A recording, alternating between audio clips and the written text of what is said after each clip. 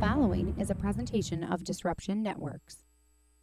The Property Sisters of the Mohawk Valley was born when 3 top producing agents with over 25 years of combined experience selling real estate joined forces to take real estate to the next level. We practice with honesty, integrity, and the knowledge to help make the buying and selling process easy and stress-free for all of our clients. We pledge to always make our clients our top priority from start to finish and even after the house is closed. We will always be a valued resource for information and assistance for our buyers and sellers. Our customers over the years have become not only past clients, but great friends. As we join hands together as the Property Sisters of the Mohawk Valley, we look forward to serving our clients and our community and making a positive difference. You can reach us at 315-601-9630 for all of your real estate needs. When it's your hard-earned money on the line that you are investing into a home, it makes sense to choose a proven professional to assist you in making one of the biggest investments you may ever make. Josh's dedication of over 20 years to the home construction industry allows him to bring knowledge and experience to your doorstep. That means you can feel confident and comfortable with his service to you. Past clients love his attention to detail and thorough written reports. By allowing Priceless Inspections to help you make a well-informed decision concerning your property, you will find that a quality inspection is priceless. Follow Priceless Inspections on Facebook or call 315-525-8725. Hi, this is attorney Nick Passalacqua.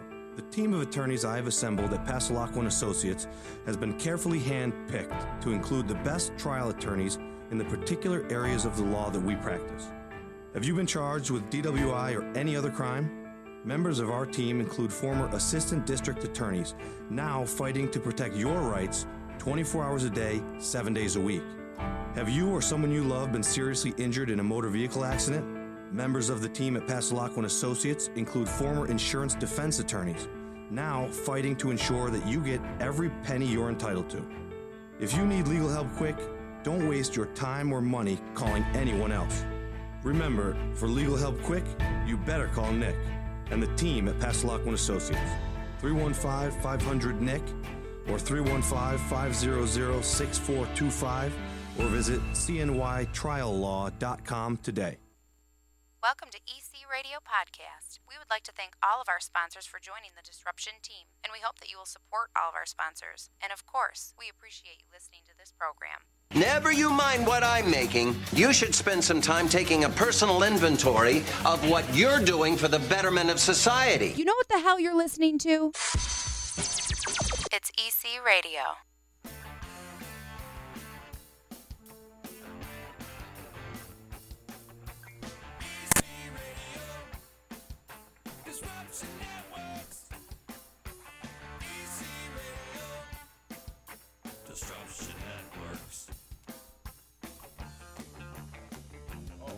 Yeah, baby, yeah. Very well. Yeah, we're back. We got the gang back together. It's Getting the Band Back Together Day here on EC Radio. Getting the band back together, man, and we're going back on the road. We're doing our reunion tour, and it starts today on EC Radio, brothers and sisters. That's what's going on, because in the studio with me today, my amigo and Mason Jar Massucci. Yo. And Chicken, of course. We can't forget What's about up? my boy Chicken. Hi, Chicken. How you doing? Good, buddy. Good to see you guys. Welcome. Great to see you guys. Look at this. It's great to be It's a seen. reunion. On-air hug. There it goes. We touching. That's nice. We touching. Who touched my butt? Massucci's representing Pittsburgh tonight. Damn straight. They're down 2-1 right now in the series to Washington, but Washington's always a choke artist, I think. Hey, let's hope they do it again. They looked insane these past couple games, man. Yeah. They look physical. But They do look physical. now that Tom Wilson got his 3-game suspension for breaking Aston Reese's They've jaw. always been dirty, too. Yeah, they're filthy. Yeah. Filthy Capitals. So screw them. I hope they lose. Sorry, Jamie. Amigo, you're looking good, fresh off 311 tour. You're all 311'd out right now? Yeah, I am actually. It was actually unplanned. You know, this is a very comfortable T-shirt, and this is now my new favorite hat. Yeah. So Nice hat. inadvertently, yeah, I'm 311 now. I just don't have socks on. Well, I didn't have. They have like a really cool line of 311 socks now. Very cool. That's smart with their merch. I can actually see you getting a tattoo of that on your chest. I thought about getting this on my neck, to be honest with you. On your neck? Yeah, like right over the gizzard. What, the 311? You never see Which it with one? that beard.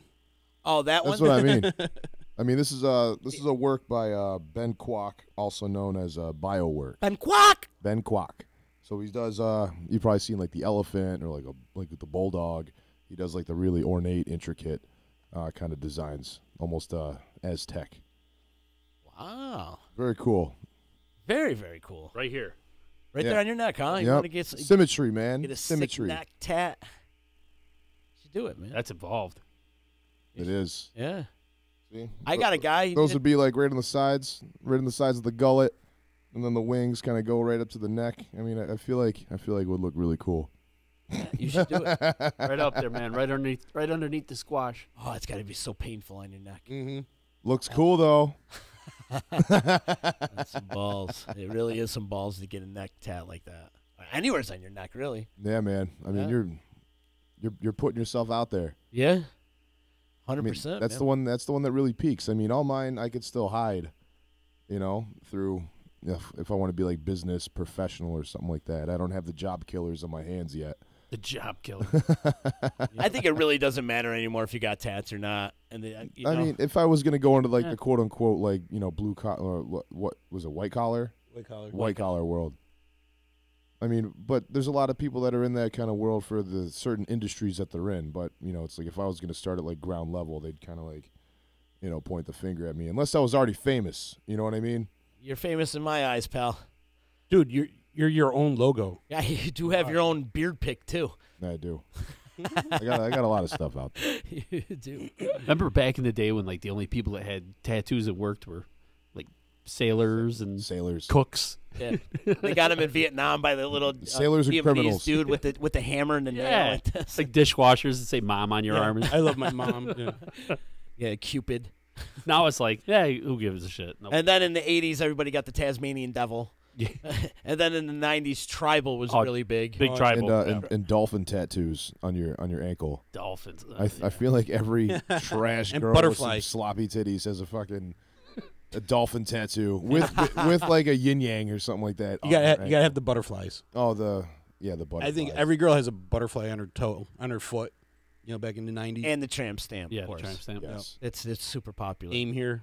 But back in the day, when I was first getting tattoos, because I've been tatted up for 20-plus years now. Yeah, man. It helps.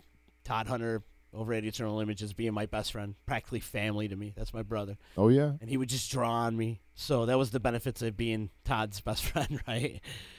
And when we were first getting tattoos back then, in the mid-90s, people would always want to talk about tattoos. Hey, where'd you get that from? What's that mean? What's that about? What's it now? Did that hurt? Did that hurt? Oh, yeah, that's that's another a big one. FAQ. But seriously, that's all they would want to talk about. Yeah. They want to talk about your tats, but now it's not like that anymore. Yeah, now it's Because everybody's got them. Yeah, it's so Which is good. commonplace. So it kind of faded out, which is Same good. thing with the piercings too. Yeah. Oh yeah. Did that hurt? Oh, what'd you get done? How many you got? Did you guys have piercings? No. No? Mm-mm. Never? Never. Not even ears? I had my ear pierced. You did? Yeah, I was a real rebel. No tattoos, one ear pierced. Yeah. You had the nipple, right? No. I always thought about getting nipple rings. Not going to lie. Yeah. Our boy Genesee Joe's checking in and says, y'all ain't got no Genesee tats. Amigo's got a Utica tat, though. I have a whole Utica leg sleeve. You do. You have a whole Utica leg sleeve I with have- his I- dad on the picture as well. Yes. Because his dad was a police officer riding a horse. Really? Yeah, show everybody your tattoo. Let's see. Can we get it in the picture in the You shot probably here? can. I'd probably have to get to a certain spot. Let me take off my marijuana cannabis socks here. I'll get a Genesee Joe tattoo though. How about that? Let You me do put it? this. I get his sticker. Remember? I his don't little got the sticker gout, so I'm just. Whoa! Look at them hammers. There we go. I got Lansing Street here. Yeah. Utica used to be known as Elm Tree City. So I got a nice big elm tree on the back of my calf. I got the Yanendasis. I don't even know how to show this thing off here. Your feet smell skunky. Do they? But there's the one that set it off right here. It's the one of my father. That's a tattoo of his dad. Wow. This is when he was on the horseback back in the early '70s. He was a Utica cavalry police officer. Calvary too. Yeah. Then I got a Utica postcard. It's got all the landmarks within the letters here. Your feet do stink. Do they? I'm wondering how he got his foot up there. I can't even lift my leg. And then I got the Utica clock. I got Genesee Street here with all the. See, Joe, he does got a Genesee Street. I got Genesee Street right here with all the old Pontiacs. The old Pontiacs. I got a Utica Club tat all the way up here. So it's I call it my Putica Club. Yeah. Because it's my poo tat.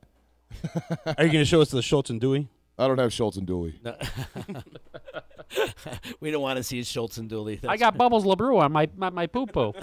No, but that's a great tat. Yeah, but I got it's I feel like it's still in the works. I want to go higher now. I was thinking about getting a kneecap tattoo. I feel like that would hurt like a motherfucker, too. Oh, yeah, that would definitely be painful. Huh. That would be painful. I'll get a Genesee Joe tattoo, though. You guys can't smell my feet. I have a though, sticker of his on my base case, and it's a little picture of him. Oh, so his face. Yeah. From the 90 or from 92.7 The Drive. I got one in my fridge. I smell Parmesan. My armpit smell like garlic. It smells like provolone to me. A little nutty. But I get that Genesee Joe tattoo. Yeah, but I got a whole Utica leg sleeve, man. A Utica commemoration. I love it. You know, that's great. A whole lot of love for my father too, because that's what set it off. What did Pop say when he first saw it? Well, it's really funny because my father, being a police officer, and the tattoos being what they were associated for, either criminals or sailors or, identifying a dead body in a ditch kind of thing. So he had this negative vibe about tattoos. But then I got a tattoo of him, and he couldn't say anything about it. Oh, shit. So he was enamored about the whole thing, and then he's showing it off, and I'm like, I love my dad. You know what I mean? So now he's showing me off, and like it was like a big father-son kind of thing, and then I started getting a whole bunch more like Utica commemoration father tattoos because like nice. That's so cool. Yeah, my dad would walk these streets like day in and day out, walk the beat because this was home. He would protect the city and. Just coming here and then, being a transplant is what I was here. Being able to flourish under my father, like, I fly his flag all the time. That's great. Awesome, bro. That's great. Your dad's a great man, too. Great man. The old Lukester, yeah, and my mom. My mom's a saint. Yes, she is. And can cook. And I love following your mom on Facebook because every day she's got a picture. She is. Every day she's got a picture with some Major League Baseball player. Because she works for the Cardinals. Yeah. Yep. And one day it was Ozzie Smith, and then the next day it was there might Chris be Carpenter. There might be a trade in the works. Oh, yeah? She might be going to the Marlins. Whoa, they're going to trade her. Wow. Huh? Whoa, she'd work for Derek Jeter? Yeah. Whoa. Oh, my God. Yeah, I got like, that would be 1 degree of separation I got from Derek Jeter. Ain't that something? Wow. Hey, Angela's checking in. Hey, Ange. She is awesome. Speaking of awesomeness, It's happening next week, Flower Fest. You guys got to come out to Flower Fest. Oh, I can't wait for that. Bring your mom's in Florida. My mom's in Florida. Bring your mom, but maybe we could Skype with your mom from maybe Flower I could, Fest. You know what? That'd be kind of cool. I would definitely do that. It's the day before Mother's Day, so bring your mom to that event and check out the great display of flowers that are going to be there. There's going to be a pop-up art show. Face painters? Face painters. Love face painters. Live music from ZZ, Amos Donnell, and Jerry D and the Dove Tones. There's going to be kid art activities. Nice. Sidewalk chalk artwork and stuff like that. And there's food vendors and all the way up to Colin Kaepernick Park. We've renamed it to Colin Kaepernick Park. Nice. Standing room only. Yeah. There's no benches there, though. That's the thing. It's like no benches. There should be benches because that's where he usually is. Sure. But Colin Kaepernick Park, it's like Vladimir Kaepernick, but we're calling it Colin Kaepernick. There's going to be Nicholas Copernicus. Is that what it is? Vladimir Kaepernick. Isn't that what it is? It's not Vladimir Kaepernick? No. No. You know it? Yes. What is it? Is it like Nicholas Copernicus? Is it? Yeah. He sounds like an astronomer or something. He is. Oh. I think that's why the park's there. It's Colin Kaepernick Park now. Vladimir Kaepernick. I thought that's what it was. No? Well, I don't know. Maybe I'll go. I'm going to drive by it on the way home. And take a picture. Take a picture, send it to me. But it's the place where they have the Levitt concert season. Yes. Over there. They have a bunch of great shows going on there on Mondays. happening in the summertime, which that's going to be coming up really soon. We're going to have Michelle on the show talking about it really, really soon, too. So that's coming up in June. I love when Starts that in June. happens. But for I now, really love those events. Oh, yeah, absolutely. Those are fun. But this event with Flower Fest, we're blocking off like half a night of Square. We got the band shuttle coming from Utica. There's a pop-up art show at Tiny's. There's just a lot of activities going on. A lot of stuff. Next Saturday, join us. And, Ange, you got to come in. Yes, You definitely have to come in and talk about it next week. I missed her last time when she was here. Somebody's saying it's Vladimir. Vladimir Kaepernick. Isn't that what you said? Did I say Vladimir? I don't know. I don't know. I think you said Vladimir Kaepernick. But I thought it was Nicholas Copernicus. No, that's definitely not Copernicus. No? Copernicus isn't. He's an astronomer. Isn't that why that park is there? Wasn't Copernicus like the cartoon cat? What? I Wasn't thought there a Copernicus. That's cartoon Cool cat? Copernicus is the flying angel dude from Led Zeppelin. Isn't that Copernicus? Wow. You guys are blowing my fucking mind today. You guys are definitely blowing my mind. I don't know, out, man. This is hilarious. I don't know. Could be anything. Drive by and take a picture. I'm gonna. If anybody's by Colin Kaepernick Park, take a picture of that big statue and let us know the proper name. Yeah. Pronounce it. You know, to be honest with you, I didn't know there was a park there until they had the concert series. Oh, yeah? I'm like, oh, there's a park here? I There's didn't a know field. Is there a statue there? Yeah. Well, it was. We got our boy from the baseline checking in, JP, and it is Nicholas Copernicus. Boom. Yes. Boom. JP knows. February 19th, 1473 to May 24th, 1543, was a Renaissance-era mathematician and an astronomer who formulated a model of the universe that placed the sun rather than the Earth at the center of the universe. But that's the name of the park? That's the name, yeah. But guys, thanks for the facts, and I really appreciate this. So that guy But does not believe in flat Earth. no, definitely not. Definitely not. But Nicholas Copernicus is now Colin Kaepernick. I really thought we should it get was some Kaepernick. printouts, and put them on some paper plates, and put them all through the park. Probably. Dude, we should do that. We should just like That'd be a rename it fun Colin craft Kaepernick thing. Park, and we'll do a ribbon cutting and everything. Yeah, we'll do our own. We'll ribbon invite cutting. Colin Kaepernick to come. We'll invite him. Everyone will take a knee and we'll take a picture. We'll all take a knee on the Oh, picture. We'll just kneel the whole time. Right. The whole time during the ribbon cutting and everything. We'll just stay on our knees. Speech. Come up, do it on your knees. A non-standing ovation. Larry O'Grady's like, WTF, seriously? Yeah. Sometimes we don't even know, Larry. Sometimes we don't even know. It's the Polish-German spelling of Kaepernick. Copernic. I don't know. Copernic. Copernic? Copernic. Is that how you say it? Copernic Park? Say Stress that 10 syllables times on fast, that. So it's Mr. Colin Kaepernick? Copernic. Kerplunk. Yeah, exactly. And on to the next segment. Massucci, last time you were here, You had a beer. no. Oh. You lost a bet. Was I on? That was a while ago. What? Remember, I shaved my head. It's all grown back. It does look good. It's all grown back, they said. I was talking to Barney about it at Mudfest. Yeah. Like, you got to come in and shave his head. He goes, no, I can't do that. He won't do it. I think Mossy was sending death threats. No, I seen him at, I think it was like the mall or something like that. I seen him walking through, and I'm like, yeah, I guess we got to schedule this thing where you're going to shave my head. He's like, I'm not going to do that. I was like, really? All right. Okay. You still got to get your head shaved. Yeah, but what? You still got to get. You made the Well, bet. the bet was with him, though. Nah, you made the bet on air. Good. It was a public bet.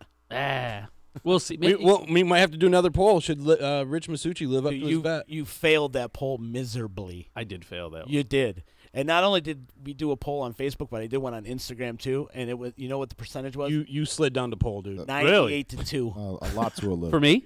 No. No. Well, for his lamb sculpture? Yeah. The butter lamb. Listen, it was rigged from the start. He used better butter than I did. He used better butter. Didn't you provide the butter? No. He brought his own butter. Yeah. It wasn't regulation butter? No. What'd you have, like margarine and you used parquet? I think so. And his was not sanctioned. Mine was. His butter wasn't melting. Mine was. And my lamb came right apart. So, yeah.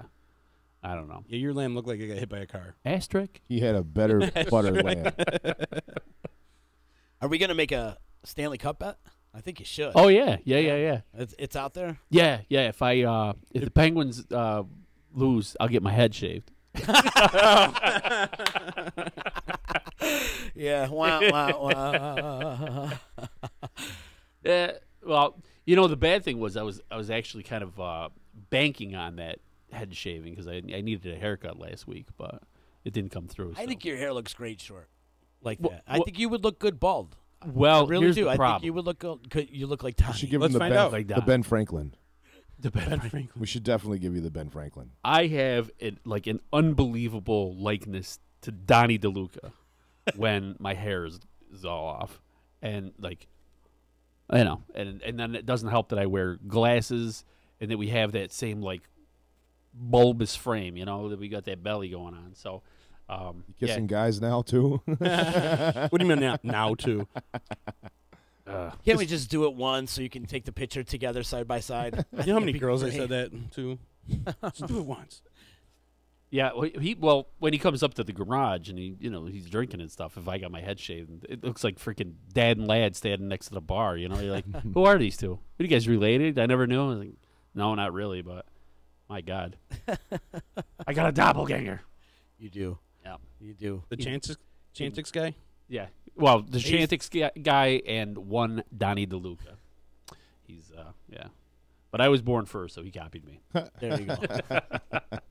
MyGarageBar.com. I was checking it out last night because you had that awesome interview with Beside the Sun. Oh, yeah, you listened. Thank you. Yeah, it was great. Cool. It was awesome. And I appreciate the love. You guys threw me some love out there. Yes, I yes, we heard did. my name mentioned in there, and I appreciate that. It was good. And I'm really, really digging these tunes that they're putting together. Did you hear the Well, I just listened to the samples that you played on that podcast. the one that the Rage Against the Machine sounding one? Yeah, it's all heavy and stuff. Awesome. That's Josh and Nate's other project, right? Yep. With Mike Santoro. Yep. Yeah. Absolutely. Nice. Good Nice. stuff. I can't wait man. for that. Yep. Yeah. Now, is it Mark or Ryan Dangler? Oh, It's Mark. Mark. Mark. Okay. He's playing bass. All right, yeah, that's Mark Dangler. All right. Yeah. Ryan Dangler is big. The tall Dan. hippie. Dude. Yeah. All right. Yeah. I'm But sorry, it- guys. Every time whenever I'm like tagging people and things, I always do that. I just put the last name. Yeah. And I always put Dangler, and I just hit return, and Ryan gets tagged in half of the things that are meant for Mark. So This band sounds great, man. yeah, they do. They really do. And Chris Perez, the lead singer, is just off the chain. It was man. cool to hear a story. He's from Florida, and he came up here because of a girl. Of course, with the only reason to bring you to upstate New York is a woman. Seriously, though, think about it. I hope it was good, man. Ask Mike Johnson about that. Oh, it was good, man. Seriously, but if it wasn't, we would never be best friends with Mike Johnson. But it always is the case. I can't tell you how many friends I have from out of state. They brought them to Utica or Syracuse because of a woman. Oh yeah. Do the girls leave, or do they stay?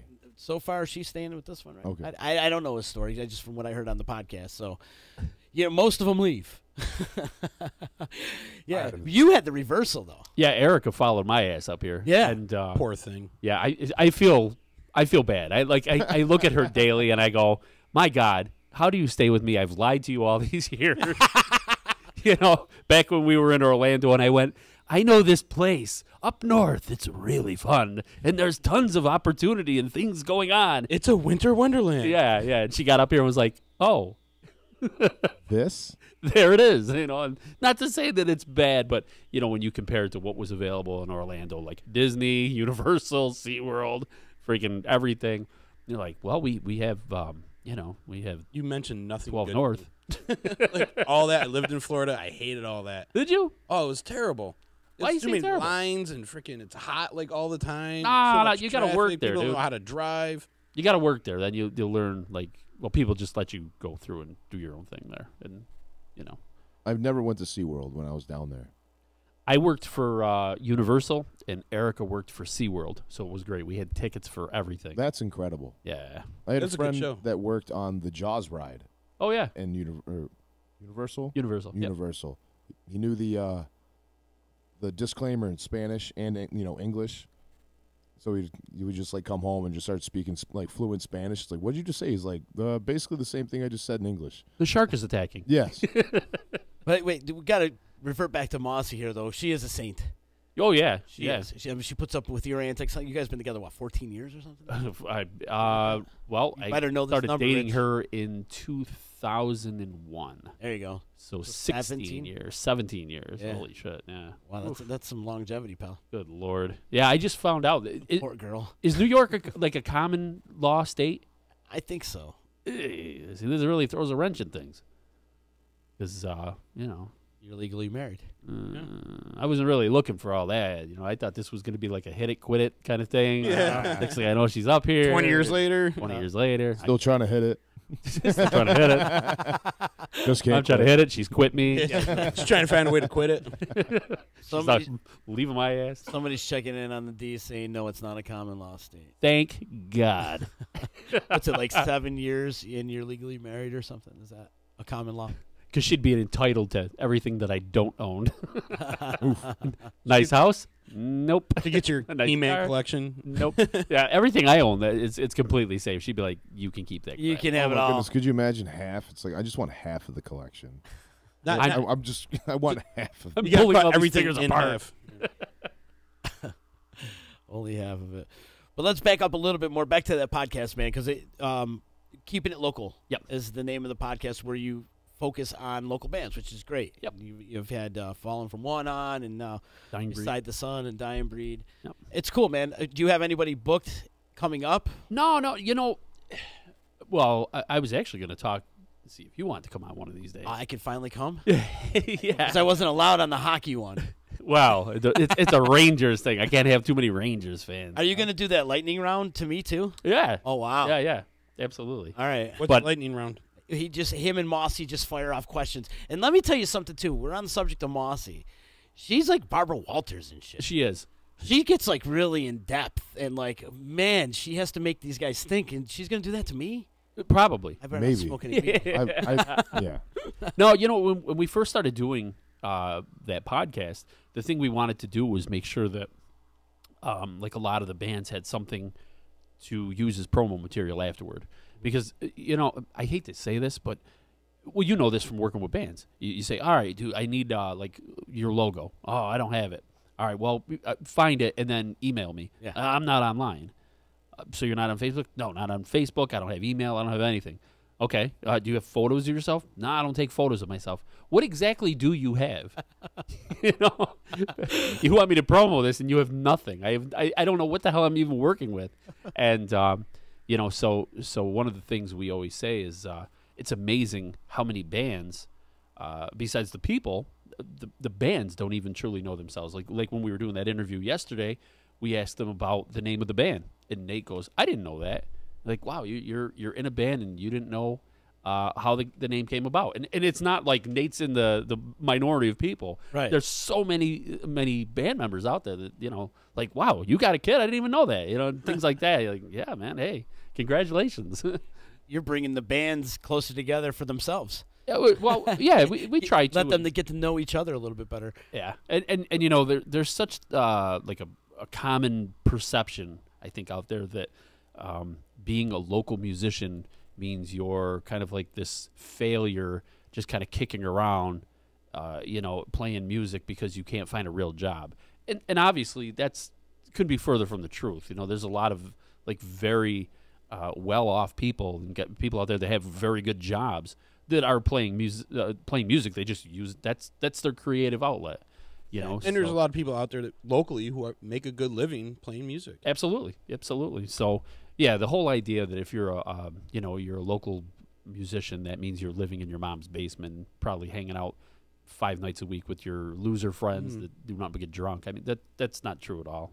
And and I hope if anything, people that listen to that podcast, I mean, we've only done 3 of them. I hope they listen to it and maybe start to realize, like, hey, these people are worth a shit, and it's not just a bunch of kids clanking around on their instruments. There's some like real messages out there, and some of these people have deeper meanings to what they've done with their lives. You know, that's why they're writing the music they did. And I hope that comes through. I don't know. You know, it's I know that sometimes, you know, the ha-ha, you were having a great time, yeah, party, that's what people look for. And when you get serious with some stuff, people are like, it's not for me. But, you know, to each his own. That's fine.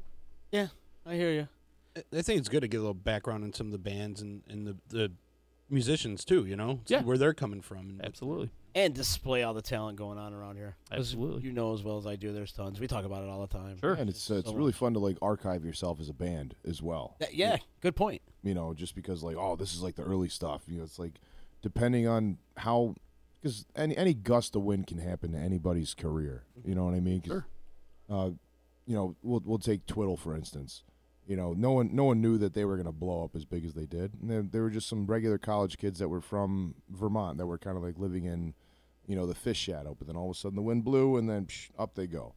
But, people are striving for all those early recordings of them playing at the Pickle Barrel or them doing because that's what it is. They just, once they start seeing that the band has made it somewhere, they start looking for all that early stuff. Sure. And then if there's something that's like this, you know what I mean? Then they're like, oh man, listen to them, listen to that youth, listen to what they were talking about. They're their aspirations are playing at the Fillmore or playing at something that only fits a couple thousand, but now they're selling out of Red Rocks kind of thing. What do you think about if you seen an old interview of 311 before they broke? Dude, it's when awesome. They were playing the Wetlands back in the day and stuff. Yeah, they were on that wow, circuit. look at this video. The first tour when they're going back, dude, in 1993 when they released Music, they went coast to coast to coast with that album. They did 115 shows in a year out of the 365. I mean, they made a name for themselves just being a live band, and that's they didn't have all the audio and technical stuff. They had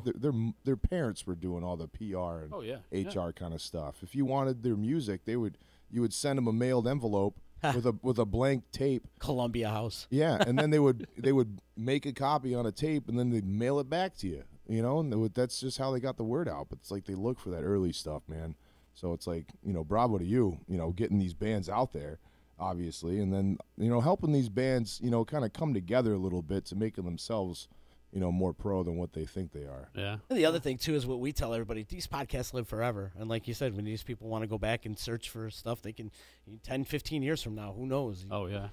People want to revert back and listen to it. And I think one of the things that kind of got me thinking about doing that podcast that way is because I'm 45. It's not like I'm 100 years old. What? But yeah. Holy cow! I didn't know that. Come on. You don't look a day over 50. Yeah, but you're closer to 100 though. but as I start to get older, man, I definitely look back on a lot of things and say, wow, man, I wish I had done something with that.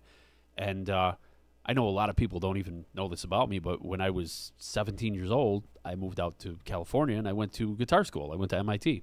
And I came back and I was in a couple bands for a little while and I'm playing guitar and everything kind of just fell by the wayside. It's like the all too common thing. You get in a band, you start learning a bunch of songs, you got this little set ready to go, and then all of a sudden life happens and the next thing you know, the band's broke up and you spent the last year of your life practicing for what? You just essentially you wasted a year of your life. And I always said, it's really too bad I don't have anything to really show for all that time. The only thing that I had is, remember Fatality, with Randy Borowski and yeah, I do. Yeah, so I was playing with Randy right after that, and I don't know if you know the names of John DiCarlo, couple of guys around, and we recorded with Tony Torres. And Tony actually recorded 2 songs for us, and we're like, "Oh, that's really cool!" And it's the craziest thing, I never got a copy. They were my songs. I wrote them. Never got a copy of them. I don't know where they are. They're out there in outer space somewhere, and and that would have been my only thing that I could really ever show for my. I mean, oh my God, literally almost 30 years of playing right now. And and that's it. And I don't really play guitar much anymore. I have 7 guitars in my house. Yeah. I barely pick them up. Really? I don't really do anything with them. They just kind of sit in the case, and there they be. And hang out with He-Man. Yeah, and hang out with He-Man. And I look back on it and I go, wow, that's that's kind of a chapter in your life that you close the book and you put it on the shelf and you forget about it. Yeah. So, in some weird way, I hope that maybe some of these guys can look back on this even 5-10 years from now, maybe if they're no longer in that band, and say, wow, man, this is who we were, and that was pretty cool, and maybe show it to their parents, and this is who I am. Kind of going right along with that.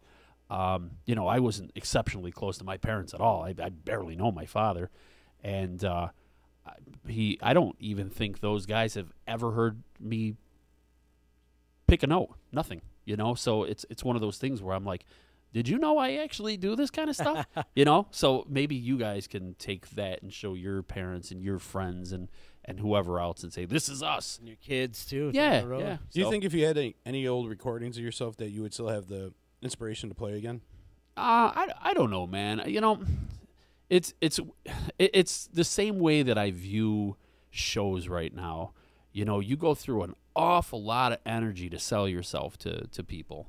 And I think, that was really one of the things that made me calm down with even promoting shows around here. For a while it was like, yeah, let's just put anybody on. Let's do this and let's do that. And, you feel like you're up there with like you're cranking the box with the little monkey dancing around. And, come see us. We're great. Hey, this is going to be fun. And then you start to get to a point where you're like, man, I'm pitching these ideas out to like people that are probably half my age, and I'm working way too freaking hard to try to convince these people to come out and have fun. And at the end of the night, what happens? I'm not really making any money off of it. I'm just kind of the mouthpiece. Hey, you're gonna have fun, And but are you having fun though? Like, do you think if you were to just like even though you set up and you went through all the trouble, do you think you would still have fun? Because that's what originally brought you to it. I don't know, man, and it's a weird question. When I was first going through college, and like I said, I went through the first time you went through college, or? Like the fifth. No, I went through college the whole time, man. I went through MIT, and that was a lot of like on stage performances and stuff. And then when I moved back here, I was around here kicking around for a little while and doing like retail. I don't know how the hell I got into that. I guess I need money. And then all of a sudden, I moved down to Florida, and I went to study film. And all of a sudden, I started kind of working my way up in that. And next thing you know, I'm working on like TV and doing like small movies and stuff. And, you kind of have like these little brushes with people that are have made it or whatever. And I know like it's weird because some people they get kind of starstruck and they're like, yeah, this is great. You're working in the industry. You're on stage and you're playing. And to me, I never really gave a shit about that. That doesn't interest me in the least. Even now, if like working up the casino or working at Stanley on time at certain times, and people go, wow, did you see so and so? And I'm like, they're just a person. Yeah. They eat, they shit, they sleep, they do everything that you do. They just have a different job. Right. So I'm not really. And a bigger bank account. And a bigger bank account. Yeah. So I don't know. As far as like going out there and the excitement of it all and stuff, maybe. I'm with you there. There's times when I go to work and I'll be on stage, and you see me down there, and I look at this, around, and I'll see the lights and I see the sound and I see everything going on, and I go, I could walk away from this and not care at all, and never think about it again. And I thought that about television when I was working in television. I thought about that when I was trying to do music. Just, again, it's another chapter of your life. You close it, you put the book on a shelf and on to something else. Yeah, but I'm writing the next chapter. I think a little more in the terms, and I kind of see what you were saying. Like, you got into it because it was fun. I did.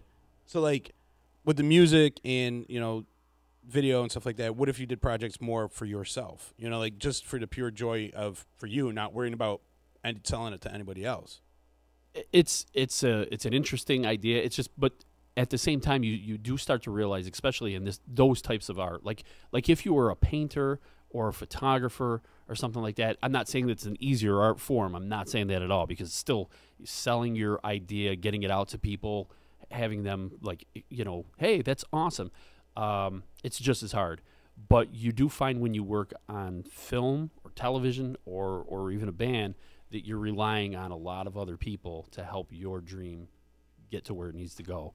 You look at the movie credits at the end of a film and you're like, oh my God, there's like 2,000 people to work on. Large production value. Yeah. You see that all the time. Yeah. Very large production. And even around here, when you see people that are like, I'm just playing in a band for fun, it's a lot of stressful work, man. These guys put a lot of time, getting together, practicing the songs, and then you got to save your money.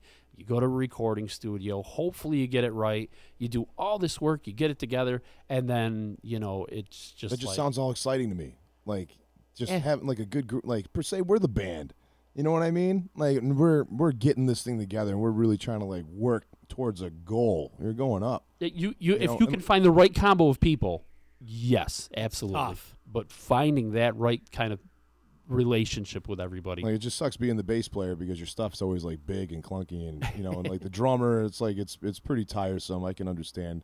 The vocalist, he's got it made. It doesn't lift a thing. Yeah. He just writes the words and he looks pretty. I can understand. Yeah. Like there's both sides to every coin.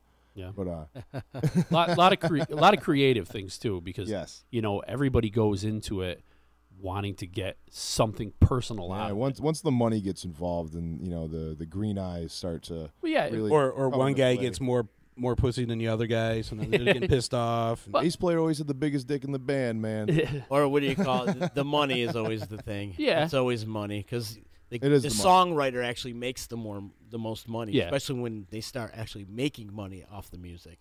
The songwriter gets more. Yeah. Well, even unless it's a collaborative effort, and it's how the writing credits are. But if the writing credits are separate and there's a separate songwriter, they're gonna make more money than the rest of the Oh yeah.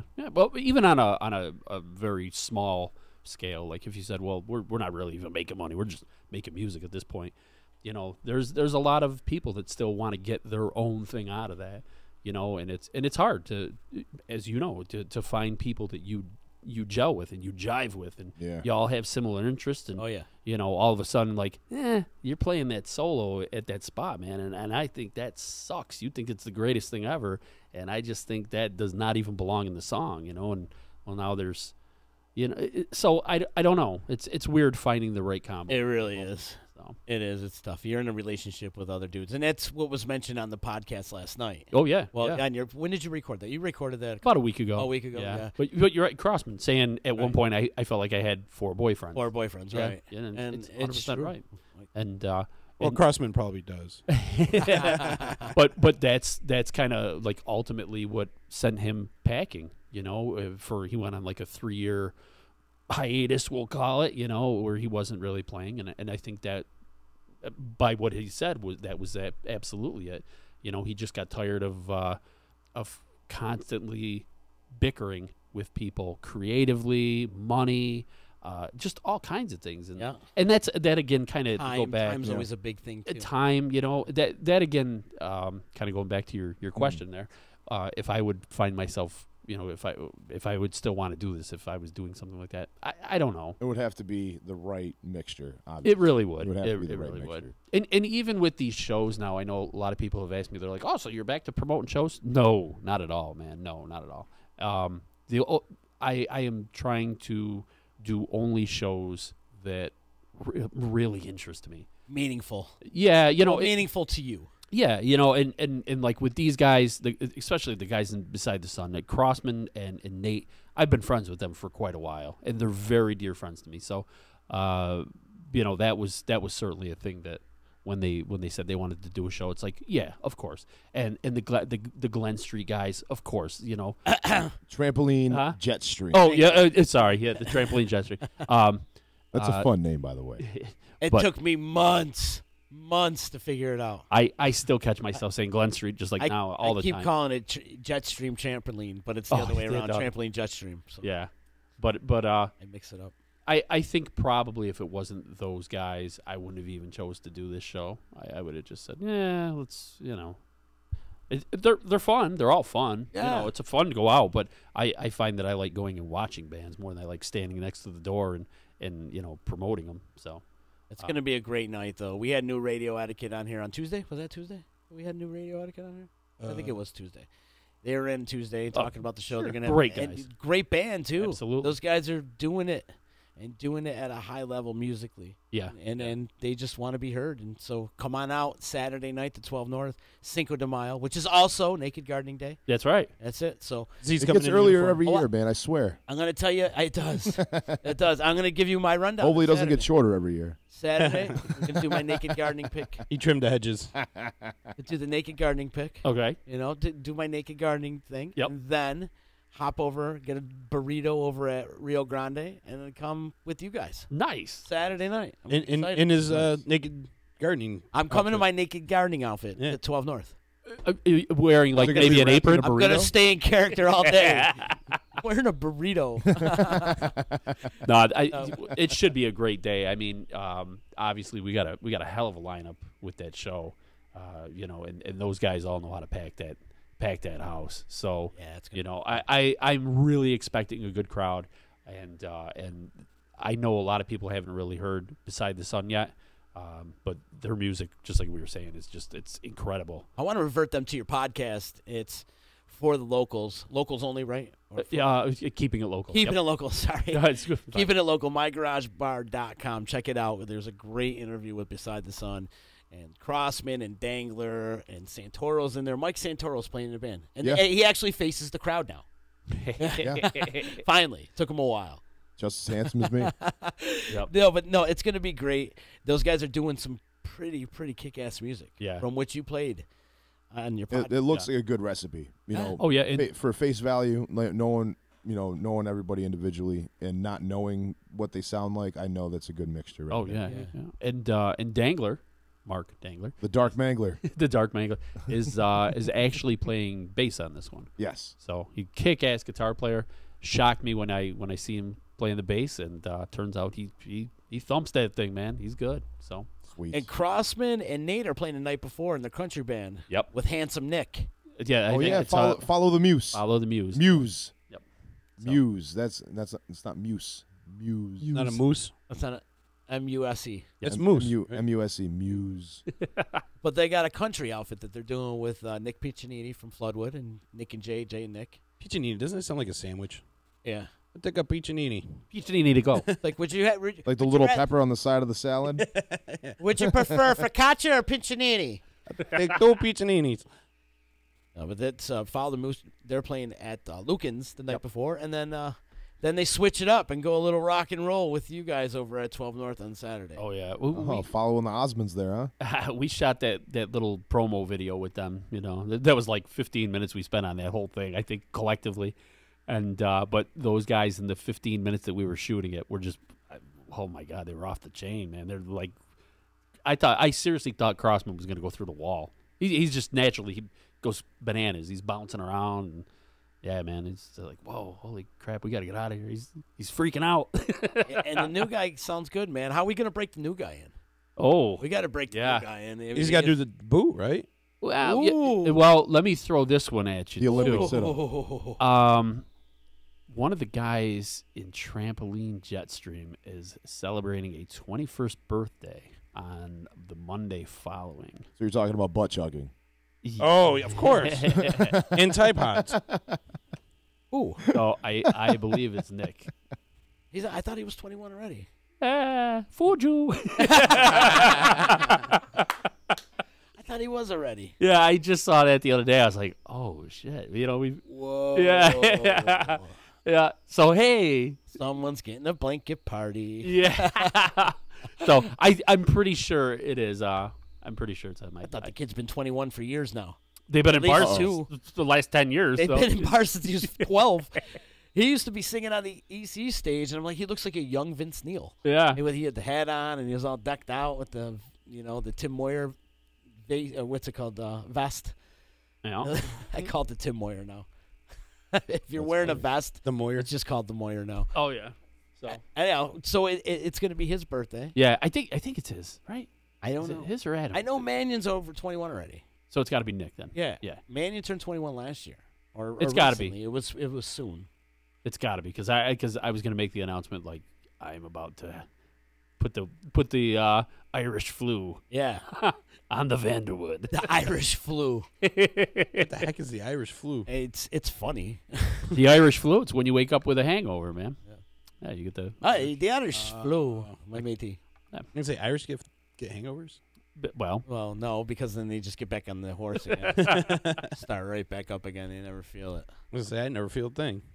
But yeah, we're gonna try to do some things during that. I'm talking about the new guy from the new band that's forming. Chris. This guy's from Florida. Yeah. I mean, we got to break him in like East Utica style. Yeah, we'll get him a buffet or something. Throw tomato pies at him. Some tomato pie and greens or something. Wow. Take him out on the volleyball court. No, he needs a little bit of a hazing.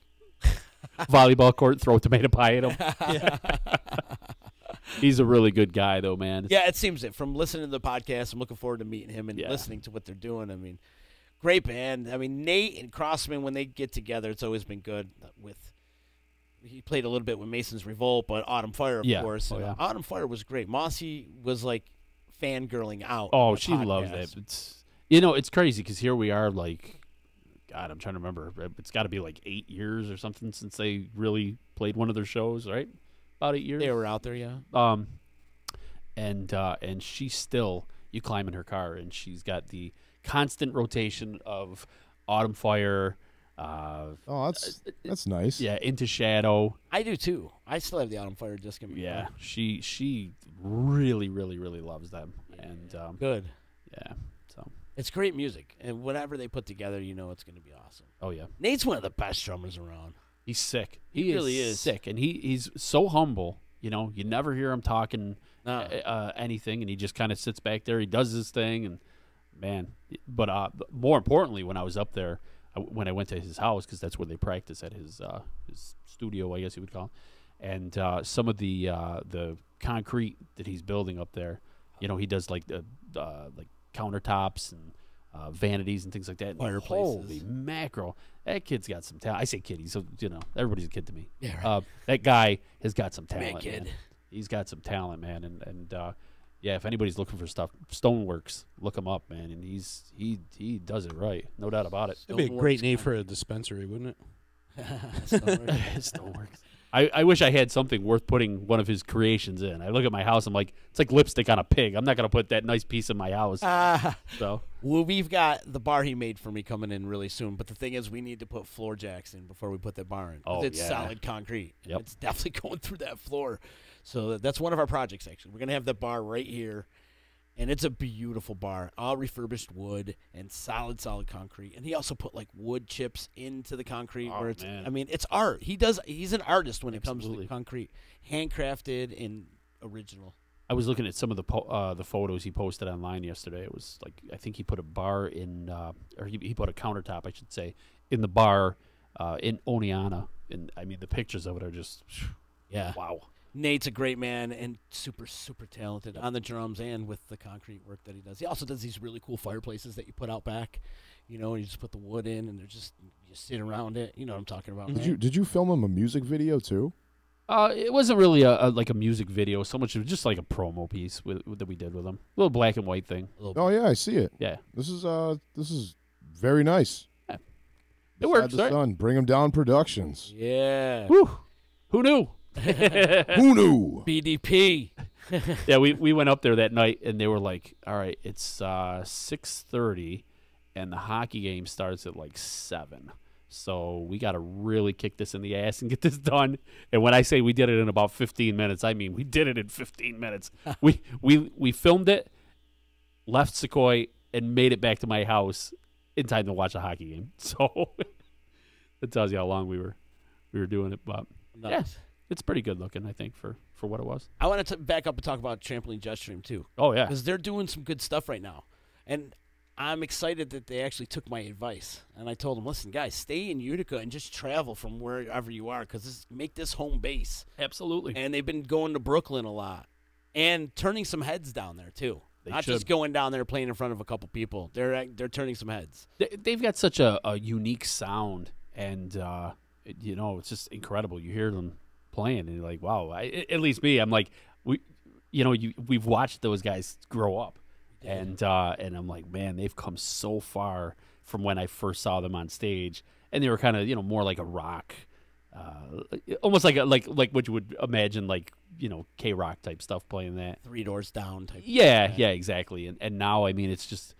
Wow, they just discovered their own sound, and It is evolved. awesome. They definitely have honed in their own sound, and it's very upbeat. Yeah. Danceable. It's hard not to tap your feet to, but it's also kick-ass rock and roll, too. No doubt, man. And I listened to Alex playing, and his guitar playing has come, wow. I mean, it's not that he was ever bad. He's always been good, but now, holy mackerel. Monster now. Yeah, he just wails. And if anybody out there listening wants to hear some of their stuff, I'm sure they have it on their page. You should go to it, Trampoline Jetstream on Facebook. And I know they had some clips, I think, of stuff they did. They're on Instagram, too. Yeah, and just they're all over the place. Great stuff. And, of course, they recorded, with Pam and Jeff, too. So At Big Blue. Yep. Yeah. I love the promo they did with us. Yeah. That was pretty which cool. we kind of screwed it up. What? Way. I don't know, but it is on our Instagram. I thought it was kind of funny. I know, but it's not. It's a long story. It's got lost in the shuffle. Oh. That's why it's not playing. Or I would have been playing it a long time ago. I got it. Yeah. Oh. But yes, the Trampoline Jetstream doing big things out there, and I'm proud of them. Yeah. They're playing at the Lost Horizon. They opened up for Red Sun Rising recently, and people have been talking about them. There's a great buzz going on around them, and that for them to go to Brooklyn a lot too, that says a lot. And they're doing it. And they're doing it often. Yeah. And they're also playing all around the region. So They deserve it. they do. Absolutely. They're young and they can do it. No doubt. This is the best time for them to do it. They should do it. They should do it. You know what's going to kill me is when they make it big, and then people in Utica will be like, oh, sure, they hate Utica. They never play around here. But they're the same people that never went to go see them when they were around here. Yeah. You know what I mean? So I don't remember no Trampoline Jetstream. Like, yeah, they've been probably playing around here since they were like I remember 14. those guys, and they were never around, right? Yeah. No, you weren't at that show. Trust us, we know. Yeah, You were at the show. I actually remember that show. And, no, you were. But back up again, you're talking about how when they were in high school playing shows for you and us and stuff like that. Adam Manu couldn't even plug in his guitar. He had no idea. He was just this young little kid, and he was playing guitar at the time. And now he's playing drums. Yeah. Super talented, that kid. Yeah, and that's the other thing. They went through some band changes, and again, kind of going back to what I said about it being hard to find the right combo of people and get these things to actually work. They've been really blessed to have a very good core, kind of like along for the whole ride. Yeah. And I know that like Trent went away to school. I believe he went out to California, and then he came back and he fit right back in the band. And man, just incredible. He's another one. He sounds great. So it's good stuff, man. So proud of those guys, though. Absolutely. We're really proud of them. So a lot of talent in this area, man, and I really, really, really hope everybody comes out and sees it and gives it a chance. There's so much right here, and I guess kind of like you were talking about, Mike, man. You look at it and you say, people are starting to get noticed and recognized around here. I guess it's kind of like now that social media makes everything so accessible, that word's getting out a little bit more, and who knows? You don't want to be that guy to turn around 10 years from now and go, I could have seen them. Yeah, they were around here. Yeah, they actually were. They were playing shows. Where the hell were you? So kind of reminds me, you're a sports fan. Being a Bears fan, the year the Bears went to the Super Bowl, and everyone's like, "Oh, you're a bandwagoner," and you're like, "No, I've been a fan from day one." But because when people get success, everyone wants to jump on that bandwagon. But yet, when you're growing, you're trying to get your roots in the ground. Where's the support? When you need it the most, the support's not there. Yeah, it's tough. It's tough. It's tough to get anything off the ground and running. But that's what this is. Let's get some people and get down to that show and check it out. And I said it earlier.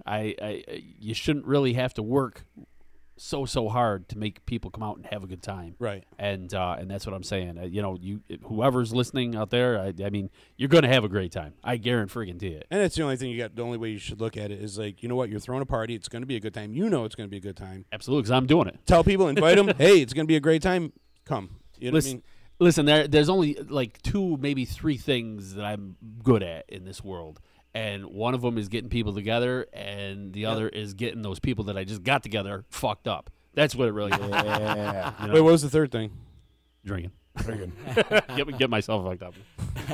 No. Are you gonna have a couple pops though on Saturday? Yeah, I probably will. The last time I drank was when I was on the show, And yeah, man. What are you trying Are to you say? trying to say I'm a bad influence? No, bad influence. No, yeah, I think we'll have a few, and who knows, man? Maybe I'll even take a whack at that boot there. You know, Get your head shaved. Wow. that thing's been sitting in my house making fun of me for a long time, and I'm out to show it who's boss. Well, if you got the new guy in the band, I think he needs to be introduced to the boot. There is a new guy Yeah, around. he's gonna become the anchor man of that thing. Ooh. So yeah, and I count Does he know this?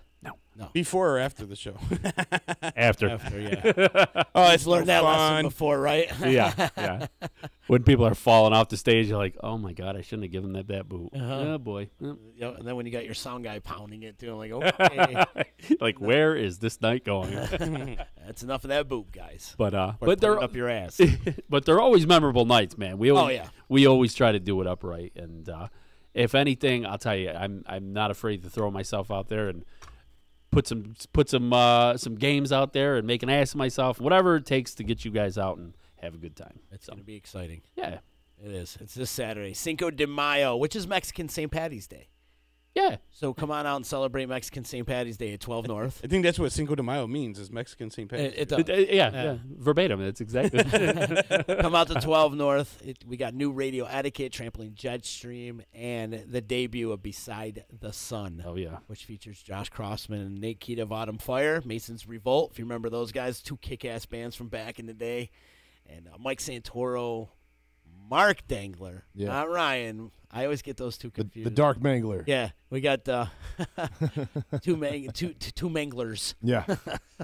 We were asking if they had a brother or cousin named Peter. Peter Dangler? Yeah. There's a good chance. I don't know. Let's see where the family tree goes. I'm sure there's a Peter Dangler. It goes straight up, you know. Or Peter Dangler. But that's happening this Saturday. It's going to be, what time does it start? Doors open at 7, and it's an early show. We like to do early shows now, so there's no excuse for people to go, well, it's too late, and I'm going to be hungover all the next day. Not true. You come out, you'll be home by midnight. I'm almost guaranteeing it. So, Love it. So, we don't want nobody to drag ass on Sunday, so. Yeah, but That's Sunday's a day for dragging ass. Well, That's what it's made for. But this is the thing. This is like the new thing. The People, they just don't want to drag ass anymore. I made a living off of dragging ass. I made a livelihood off of it. I mean, I have a dragon tattooed on my ass. Yeah. Hey, But yeah, get you there. you don't know. Those bands all come out. They hit you with a real heavy, about 45-minute to an hour set, and that's it. And I don't know how people feel about this, but the reason we set up our shows like this, how many times did you go out to see a band and they say, oh, we're playing from 8 o'clock to midnight, and you're like, oh my God, those guys are going to be on stage for 4 hours. Of course, they're going to take their break in the middle. They play an hour and a half. We'll be right back. And then they come back out, and after the half hour, they play for another hour. And by the end of the hour, there's nobody there. The band blew its wad. They played every song they possibly know. The energy levels in the floor. You're like, why the hell did you make these guys, or did you choose to come out here and play such a long set?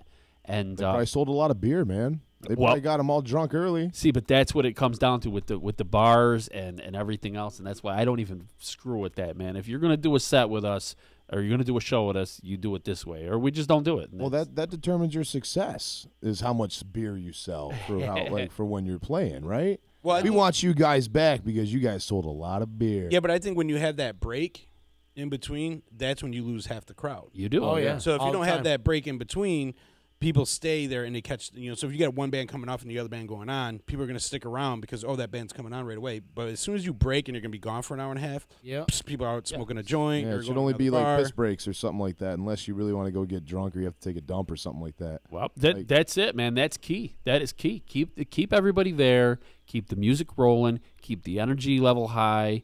Don't have these guys play for an hour and a half, 2 hours. That's when you start being like rock stars and you start if it's a networking thing for the band, it's good for the break. But you're not networking. You're sitting there being rock stars, right? Opening your shirt, trying to pick up ladies. That's that day's all good. Those days are gone. And you're only dependent on one band to promote you. So when you got multiple bands out there, so now you got all the people in their band, their friends, and they're going to promote it. So now you got multiple bands promoting. So now you got an average of 5. You got about 15 people promoting your bands, your night. Yeah. It works out great, and plus that band, knows that they only have, a 45-minute to maybe an hour window. So they're not going to play all their songs. They're going to play their best songs, and they're going to keep that energy level going because they've got a very, I'll say not very small, but a much smaller window than a 3-hour set to come out there, kick your ass, prove what they want to prove to you, that they're a great band, and call it a wrap, And that's what we like. How many times, like I said, have you gone and you're watching the band, you start looking at your clock, your watch or something, you're like, oh, boy, they got another 45 minutes. At no time during our shows do I ever want to see anybody looking at a watch. Hell no. Or checking their phone to see what time it is. Unless somebody's meeting them. Huh? Everybody's always on their phone. Yeah. It's fine to look at your phone. I guess everybody, you're never going to stop that. But nobody should be looking at it out of boredom going, how long before I can scoot out of here and nobody notices. I never want to see that. And if I see that, that means we're doing it wrong. So that's where we start. Good way to look at it. Yeah, that's where we start throwing the beer down your throat, get that band going really heavy, and get that energy level back up. My, oh my, how the music scene has changed, though. Think about it. Back in the day, the headliner went out at midnight. We talked about this yesterday. I'm bringing it up again, too. The headliner went out at midnight. Like at the EC, you went on at midnight. That was, if there was 2 bands, the first band would start at 10.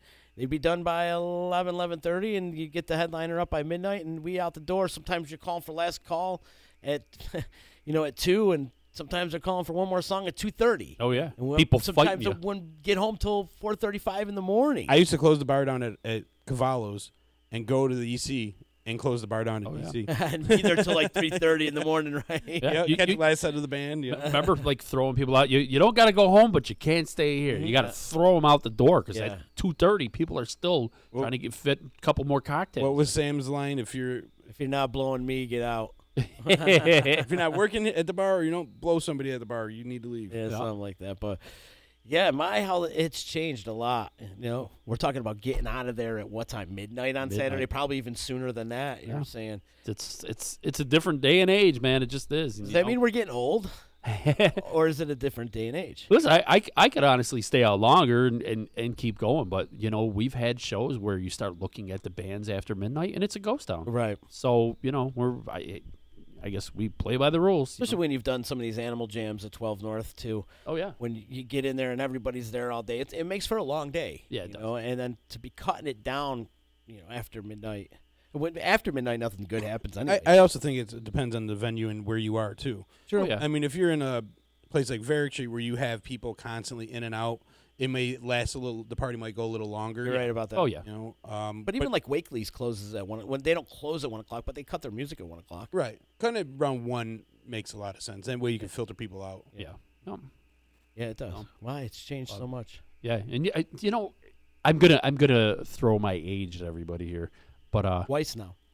I was actually I was walking around the other day because I've been known to walk every now and then. Car breakdown. Yeah. and here it is, like, gorgeous day, one of the first days of summer. You know what I didn't see at all? Kids. What? Nowhere. I didn't see kids. That restraining anywhere. order. No, I mean, I'm like driving around New Hartford. I walked around our neighborhood. No kids. Like, kids don't go outside anymore. Well, I'll tell you, maybe you're in the wrong place. I went to Proctor Park the other day when it was nice to go for my walk. Were they all down there? Tons of people out, and a lot of kids. Boy, a lot of kids. And they're just kind of walking around, riding their bikes and stuff. I was shocked. I was like, wow, nobody's out playing baseball or they don't do that anymore. Xbox. I don't know, man. When I lived in Yorkville, I had like 5 games of basketball going on every single day, street hockey. It was like driving through a war zone going through there. The kids were out every single day. So that's great over there. Good.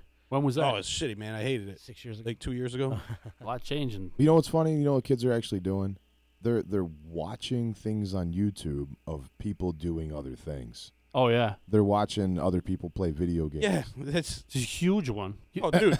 They're watching people ESPN. have reactionary videos ESPN of them watching things. ESPN plays poker. Like, since when is poker a sport? Yeah. We're sitting around watching people play fucking cards. Got to break a mental sweat, too. Been that for like 20 years, too. Dude, that's unfortunate. That toy and collectible show that we've been doing, it's doing all right. And then we started kind of keying into what people are really looking at. You know what they watch more than any collectible show? People opening boxes. I heard this.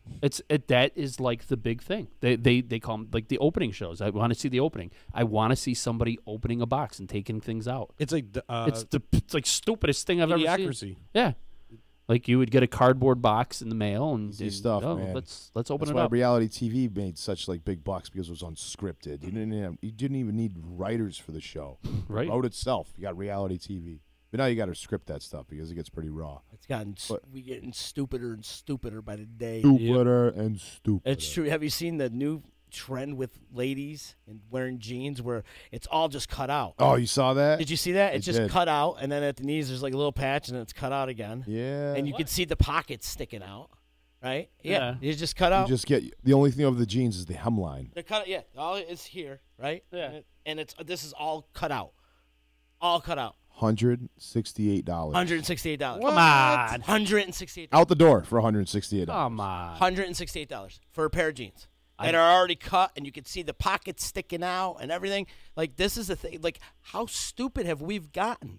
That's the style you're into now. Great ventilation. The hems? What, You know what's funny is why don't you just wear underwear? I had these pair of jeans that I wore so long, right? I keep my wallet in my front pocket, and it started like getting like the little holes and stuff there. Yeah. And just all worn out looking. People are like, dude, where'd you get those jeans? Dude, I had these for like 5 years, man. Like, these are earned. Dude, it's old. $168. They could be yours. I know, I should have turned around and sold them on eBay for like $100. That'd be funny if they started selling Wranglers with the skull ring already in the back pocket. But yeah, that's the thing. It's the trend right now. Are you kidding me?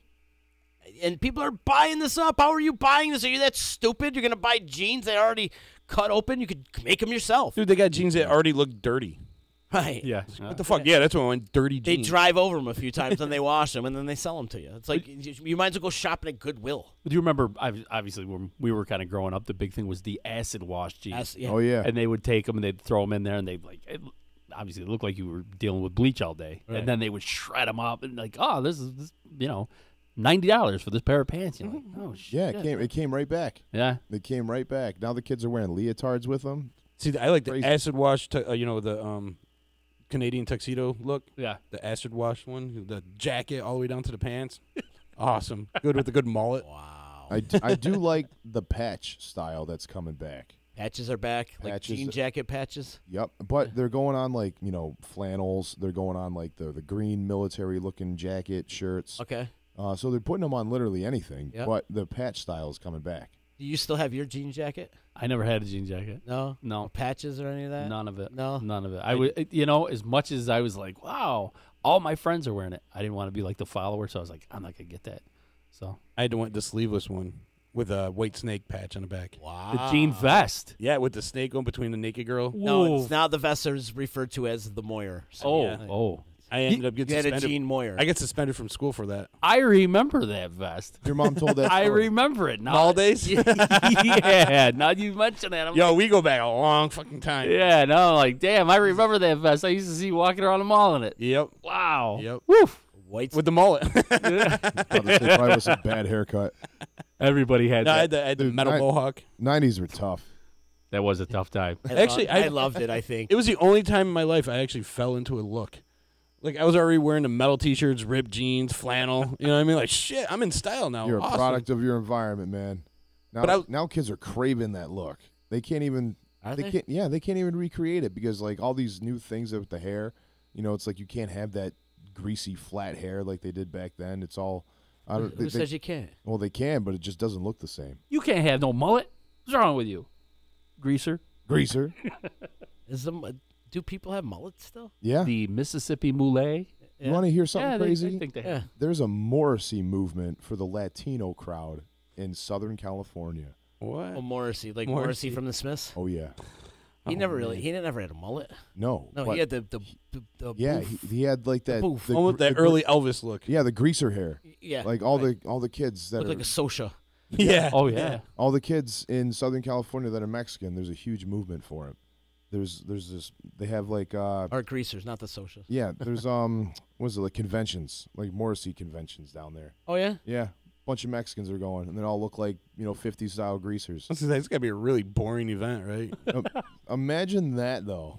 Like everyone want to slit their wrist. I mean, there's still that whole doo-wop thing going around forever. You know, who do you think had the best mullet ever? Who do I like, think like the famous person? Billy Ray Cyrus. Billy. He kind of That's a brought good it mullet. to. No, I'm gonna go. I think when he got it is when it came to an end, though. No, I think that's when it he- started. That's when it No, blew up. No. That's when Mullets it really, were huge in the 80s, man. Well, there was Billy Ray multi- Cyrus came out in like the mid 90s. No. Yeah, I Achy remember Break Billy Your Ray Heart was in the 90s. Yeah, look it earlier up. than that. I was gonna Say go. when Achy Break Your Heart came out, please. I'm gonna go with Brian Bosworth. Ooh, the Boz. That's a good one. I liked his. That was a good one. Mine, either Mario Lemieux or Wayne Gretzky. You know, being a big hockey Oh yeah, fan. the hockey mullet. Yeah, See, I was gonna say, I think like Canada has the inside Luke track. Robitaille. They have the inside track on the mullet. They've always had it in hockey. So I'm gonna say Jaromir Jagr had a outstanding mullet, and Lars Ulrich had a That's a good wonderful mullet. That's a good one too. Yeah. Yeah, and of course, you know, the movie Joe Dirt. Oh yeah, Dirt. that was probably That's the quintessential. Achy thing. Breaky Heart. Yeah, Achy Breaky the Heart. quintessential Gambino. 1992. 92. Oh, it was. Yeah, I think he put the end to the mullet. That's Once he became popular, like, okay, no more mullets, it's cool. Now it's time to hate yourself, everybody. Yeah, now we're going to the Macarena. Let's. I'm gonna Then we type- went I'm into gonna type in- Nirvana. yeah, it was like Kurt Cobain like Kurt Cobain, yeah. no more mullets, man. No more mullets, man. Here. Well, it's your bad. Did you guys see, and I posted this video the other day of Dave Grohl and the Foo Fighters inviting that guy up on stage to come Yeah, jam with I him, and he did was see that. dressed like in Kiss the dude? Kiss makeup. Yeah. Oh, hilarious. He's like, what's your name? I don't even want to know your name. You're just Kiss guy from now on. Kiss guy. And he gave him a big hug. He's like, I love you, Kiss guy. But Bill- that dude was shredding, though. Oh yeah. He was That a- had to been a stage. They're event. saying Billy Ray Cyrus is number one for best mullet. he's Really? the best Yeah. mullet. Yeah, who? John Stamos is a close second. Stamos. That's like a mini mullet. Yeah, I think there's better mullets than Stamos. Andre Agassi, Ooh. Wow, I Man, forgot he I had. Yeah. totally even forgot about Andre Agassi. That's a good Hulk one. Hogan. He has more of a skullet. That's a Yeah. skullet, That's a skullet. but he had the hair. Toby Keith. This is an older 1993 Toby Keith. Jared Allen, Carolina yeah. Panthers. Did he have like a booming mullet? Yeah, he had a pretty big mullet. Yeah, I think I want to say it was permed in the back a little bit. Mel Gibson. Mel Gibson. Oh, yeah. Oh yeah. Yeah, especially in Lethal Weapon. Yep. Well, after a while though, it kind of his mullet kind of went to like a coif. Yeah, it went. Quaff. It went the same route as Metallica's hair. Can you spell quaff? Queef. Hey, Isn't that what a lady does? Patrick Swayze, Patrick Swayze? Oh yeah, he had a good mullet. That was a great. Chuck Norris, mullet. Charlie really Sheen. call that one a mullet. Charlie They're Sheen. going from these. Now Chuck they're Norris has never had a bad hair day ever. Fact. I think they're just throwing some names on there to get them on there. There's no list of hockey players because hockey players, they pretty much I did, define the no, mullet Brian back in the Bosworth? day. I Yeah. did best celebrity mullets. Best celebrity mullet. I Yeah. gotcha. Hockey pioneered the mullet. They did. You know, they Well, probably developed it. because like during the 80s, my man's over here with his 1980, Olympic, shrine that he has. Yeah. Everybody. I do. Everybody. No, I'm just saying. Like you have a large, I love passion the for 80s. the 1980s Olympic squad, but they all had mullets. Yeah. And Oh, then, from there, I mean, going for America, beating the Russians and everything, like, yeah, we copied a lot of styles from them. We made them celebrities. Yeah. And everybody that was in hockey became a celebrity because it was just like a regular rinky-dink sport to some people in America. But, in the 1980s, they really brought it to the forefront, I'll say. Gretzky for sure. Look, the high tops and the sweatpants and the mullets. I mean, it became a full-on fledged look. I'll say that right now. Well, there's something about with the hockey players, and they would be skating at 20 miles an hour, or however Oh, fast they skate, and their hair's just kind of flowing Yeah. back. Yeah. Like Luke Robitaille comes to mind for some reason all the time. Is his flowing locks when he was with Yeah. L.A. Gotta have the In Maine. Marty McSorley. Oh yeah. you gotta have the bum equipment. Half shirt, Bum sweatshirts equipment. with the Bum equipment. the slick or the what they call them those pants there the Z Cavaricis. no the slickers or whatever they're called the Oh, the Zubas? skids. skids. Yeah, the skids. Zubaz. And then you had to do the peg leg. Do you remember doing the peg leg? I had the. Where peg you leg. would roll it up, but you'd have to cuff it over, then Oh, roll it. the French roll. Do you know how to do it? Oh, yeah. Let's see it. It's the I'll French show you roll, how man. to do it. Huh? Then they had. I'm gonna do it too. uh, Hold on. Let's see if we can. Vicario, Hold on. Vaqueros. All right. They were the other pants, the MC Hammer pants that were like dress pants. Oh, the big poofy. Yeah, they parachute were type like pants? the parachute pants. They already came with like the little. They were narrowed down there. Oh no, they're tight rolling their jeans. Yeah, there it is. Look at that. Yep. It's the same. And then if you guys were really I believe street I kids- actually wore my pants like this at one time. I never did that shit. Well, they were great for shoplifting because you could just stuff stuff right down your pant leg. Oh, I should show it. Or you guys actually used it for fashion then? Yeah, that was kind of fashion. Remember? Yeah, it was called. They rolled their cigarettes up in it. The pants were called like Z Cavaricis. Do you remember those? And they had like the tight leg and stuff. Mm-hmm. I got my yearbook pictures. They had some funny And, zippers on them too. I remember those They pants. took the full body shot, and I'm sitting there like this over a chair, and all you can see is my tight rolled pants with my boat shoes on. Nice. Yeah, those were real classy. We should bring in our old high school yearbook photos. Oof. I have a picture 2 years in a row with me wearing a Danzig T-shirt. I got 2 years in a row. I'm wearing the same clothes too. It's freaking weird. Look at that. Donnie DeLuca sending me a message. What time are you opening? Wow. Well, you are open today, right? Oh, Well, yeah. Well, you're hanging out. I'd say when you do this picture and you shave your head, you and Donnie should do a picture. You know, like He's not shaving his head now. you'd be like Got to win the Stanley Cup. Donnie. It's like Massucci, not on meth. Massucci on meth.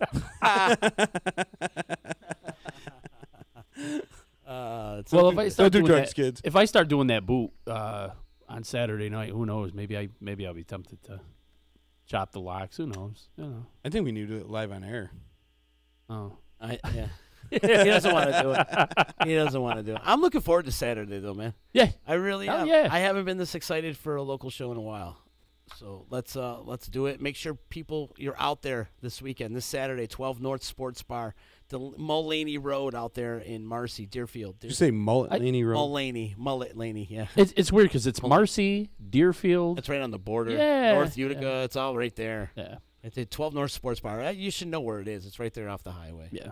And it's a great little joint. We're going to be hanging out there this Saturday, Cinco de Mayo, new radio etiquette, trampoline jet stream, and the debut of Beside the Sun. Oh yeah. It's exciting, man. It's exciting. It's good to have a good rock show. Also, I got to give some love out to our boys in Red Hush. They're playing the night before, too. Oh, cool. Red Hush is out at the gig. They're Nice. playing at the gig, and love those guys. They've been doing it for 30 years, 30-plus years. Yeah, didn't you tell me that they have a whole archive of their of every show pretty much they've ever played? I don't know if it's every show, but they still practice in the same room. They've been practicing in for 30 years. They still have the original poster from their very first show. They have all these archives, everything. He kept everything. Shane, he's a That's maniac. incredible. They have everything. I want to do a documentary on those guys because bands don't last 30 years. No, you know, Be like, and the three of them have been together for 30 years since high school. We told the story yesterday. It's like they met in the lunchroom in high school. should do a story like they did with Anvil. Yeah, right. The band you never heard of. Right. But Red Hush is going to be out at the gig this weekend. That's Friday night. And then Saturday night, come on out to 12 North and rock out with Massucci and the Bring 'Em Down production crew. Yeah. Mossy's going to be there, right? Oh yeah. She better be there. Yeah, she's always there. Yeah. There's no way that those guys were going to get on stage and she was going to get left behind. She would fight me for it. She probably would. Oh yeah. And she'd win. And she would win. You know, it's funny because we've done all those shows and everything, and you know, she's kind of hangs by the door and collects the money faithfully and does everything. Every time those guys come up, Autumn Fire, she's like, "Here, you take the money. I'm going up there," and she like fights me. She's like, "I'm going up and watch." Yeah, that's her jam, man. She loves it, and she deserves it. Yep. She deserves to take a break. You know, she Oh, busts yeah. her ass. She does. She's a hardworking girl, man. You're lucky. You're lucky, man. She's bartending now. She's back to bartending. Where at? Well, she still does her regular job, but she bartends up at what is it, Heron Creek or? Oh yeah, the It's golf course. The golf course up there. Oh, cool. Yeah, I like she- it up there. Yeah, she works with Andy Kelly. Yeah. And he does some stuff. So Oh, cool. yeah, she kind of digs it. So Cool little golf course. yeah, if anybody's out and about and looking for a great place to have a little drink and That's the spot. yeah, they've got the regular bar in there, so that's pretty cool. So yeah. I look forward to that. Going, getting to golf, playing some golf, drinking some beers. Yeah, we should. I've only went out once last year. We should go to Heron Creek. It's a great little Absolutely. joint. I like that place. Andy's good people too. Oh, he's outstanding. Well, you cook. just like him because he's an outstanding cook, but you just like him because he's a Penguins fan. Hell yeah. We have this weird thing, him and I, and it's we're both superstitious as all hell. So every time the Penguins play, I have to play Judas Priest Painkiller. Every time, religiously. And the funny thing is, I missed the last 2 games. I didn't play it. They lost both of them. Oh, wow. I'm telling you, man. You're playing it tonight, huh? Yep. You're damn right I'm playing it. And I don't understand it. It's like there's some higher power looking down. Same thing with Andy. When Andy comes over, they usually win. And he hasn't been there the last 2 nights because he had to work. The year the Bears went to the Super Bowl, right, in 06, I didn't wear a single thing of Chicago. I used to wear my jersey, hat, and everything, and Silbert did the same thing. We missed the first, 8 games. We usually watch the games, at my house. And he comes over and goes, dude, I haven't worn anything Bears-related on Sundays when we watch the games. So we're like, screw it. Neither one of us, Sundays, we're not wearing Bears stuff. Day of the Super Bowl. We watch over at the doghouse when it was at the Columbia. Yeah. This asshole's wearing a freaking Bears hat. And I'm like, dude, or a T-shirt. I'm like, what are you doing? What are you doing? He's like, oh, well, I'm going to take it off before the game. No, you're not supposed to wear it at all. And we lost. He screwed up the mojo. He screwed it up. It's not his fault. It's his fault. God Not damn it. his fault. Damn you, Silbert. Could have had a friggin' another Super Bowl. Right? Ugh. Bastard. Ugh. Anyways. Hot lunch. But I actually started playing that Painkiller song 2 years ago. 2 years ago, right after the All-Star break. And that's when they started winning. And I went, wow, we won tonight. That's awesome. What did I do? And superstition. I'm like, I got to do the same thing tomorrow. And they went on this tear that right after that and won the Stanley Cup. And I went, wow, holy shit, I got to keep doing that. And then, of course, the first part of the year, we weren't really, you always kind of fall into hockey because football's still on. And we really didn't watch too much football or too much hockey during the beginning of the season. And then, of course, right after the All-Star break, started playing it again. And they started winning again. I'm like, damn, there is actually something to this. So I'm sure that there's a lot of people out there hoping right now that I don't play that song. You know what I love about hockey in the NHL? It's the most metal sport that there is. Oh, yeah. Hands down, it doesn't every arena you go to, they're playing Pantera or they're playing fucking Stand Up and Shout. Oh, yeah. How many arenas are doing Stand Up and Shout? How about Zach Wild coming out for the LA Kings and playing the national anthem? Right. Oh, that's sick. Yeah. Crazy. Anthrax, they play a bunch of Anthrax. I know I heard some Anthrax before. No, the But band Metallica? the band Meshuggah has their own hockey jerseys now. Yeah, they have do. You're right. They have their own hockey jersey out there now, and they have different albums for obviously for the things that they recorded, and then they have their own logo for a hockey team, Meshuggah. They are the most metal band out there. But you know why? Hockey Mullets. It all comes back to the damn mullet, man. Jens Kidman, he's bald. He's an ice king. He's an ice king. If it wasn't for the mullet, they wouldn't have that crossover. Or was it because they're into the metal music they had the mullet? Ooh. Hey, Getting deep. I don't know. Anyways, I do want to plug one thing. Chicken and I last night stopped over at Wakely's. We're doing an EC reunion party. Yeah. Wakely's July 20th with Moon Boot Lover. So it's come on down. It's gonna be like $5 at the door. It's gonna be like an old school night. Absolutely. You come on down. He's gonna do cheap UC prices like we used to do back in the day, and it's gonna be a great time. It's all happening at Wakely's, 700 Varick Street. What the still old stomping remains grounds. from the bar? What's that? What still remains Nothing. from the EC? Not a damn thing. Not a damn thing. Is that the same bar? No, it's not the same bar. So that's happening July 20th. And come on down. It's going to be off the charts. We're going to have a great old time, get the old gang back together. It's going to be early night. We're going to do the same thing like you're doing. Yeah. Start it early, end it early because everybody's 40 and have kids now. Yeah. So that's the plan. It's July 20th. Mark it on your calendars right now. Mark it down. It's going to be a great time, the EC reunion party. I'm really looking forward to catching up with It'll be a lot Peter of fun. Prince. Peter Prince and Moonboot Lover, man. Those guys have been doing it for so long, and it would be good to see my old friend Peter. They're going to rip it up. It's going to be a great time. It's going to be great to see everybody and just kind of hang out in the old stomping grounds. And Wakely's looks so awesome, better than the electric company could ever possibly even dreamed of looking. That's how awesome it looks in there. And plus, I never really took care of the place anyways. I think they got the best UCs on the block. They do. It's super cold. Super cool. But the place looks incredible. And they have this whole stigmatism like, oh, you have to have this dress code and you can't use your phone. That's all gone. It's come as you are, and you can just roll in there and drink whatever you want. And they're great people down over at Wakely. So go out there and support it, 700 Varick Street. And come down there, stop down there before the EC reunion party. Stop down there before and come see come check out the place because it looks amazing in there. It really, really looks amazing. Yeah, they're good people, man. And I want to try that chocolate milk or the hot chocolate she makes now. Oh yeah, they were talking about. What is it? I guess she makes like a really good hot chocolate. Adult hot chocolate. Adult, yeah. So I want to try that. I think that sounds pretty good. Ooh, adult chocolate. I could become a fan. Yeah. Adult hot chocolate. Doesn't it sound like a band name? I think it is a soul band name. Adult hot chocolate. Hot chocolate. Hot chocolate. Sexual Adult hot chocolate. chocolate. I do got to cut it early. I got to work at the Stanley tonight. We've got some legacy awards going on down there tonight.